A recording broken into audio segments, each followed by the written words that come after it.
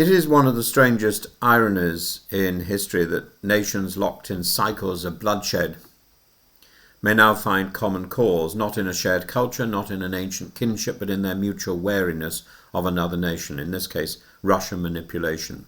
Armenia and Azerbaijan, once proxies in a theatre of war, are today beginning to act as protagonists of peace, and in that fragile new hope lies the case and perhaps the salvation of a single man, RUBEN VARDANYAN. The Russian grip on the South Caucasus has shattered. Moscow's illusion of control faded in 2020 when it failed to meaningfully intervene in the Second Nagorno-Karabakh war. Then, in 2023, during Azerbaijan's swift and brutal retaking of the region, Russian peacekeepers stood idly by. The Kremlin had promised protection, it delivered silence, and now Russia finds itself spurned by both Baku and Yerevan. Azerbaijan is furious over the deaths of its nationals in Russian custody in Yekaterinburg. Armenia, after years of loyalty, is turning westward, traumatized by Moscow's betrayal, and the common enemy, it seems, is no longer across the border but north of it. On July the 10th, Presidents Pashinyan and Aliyev met not as emissaries of a frozen conflict but as architects of a potential future. The proposed Zangezur corridor linking Azerbaijan to its exclave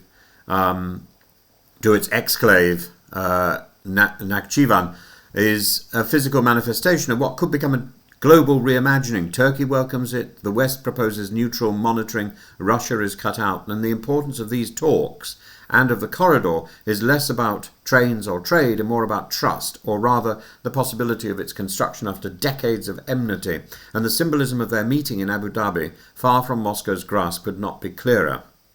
In the midst of this hopeful and precarious détente lies the deeply troubling case of RUBEN VARDANYAN.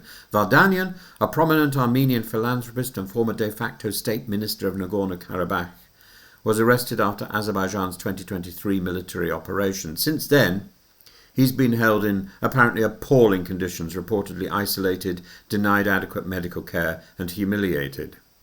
Azerbaijan justifies his detention by accusing him of financing separatism and using Russian support to fortify ethnic Armenian resistance. But even if one were to grant those claims, the human cost of this detention is unconscionable. If peace is truly the goal, and if these two nations were serious about reconciliation, then it must begin with mercy, and mercy must begin with RUBEN VARDANYAN.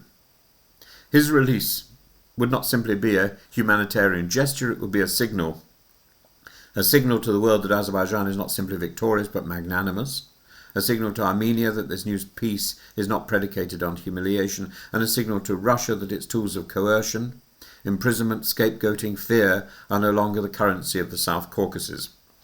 In short, releasing Vardanyan would be a masterstroke of statesmanship. Aliyev has already demonstrated that he can outmaneuver Moscow. Now he must show that he can outgrow it.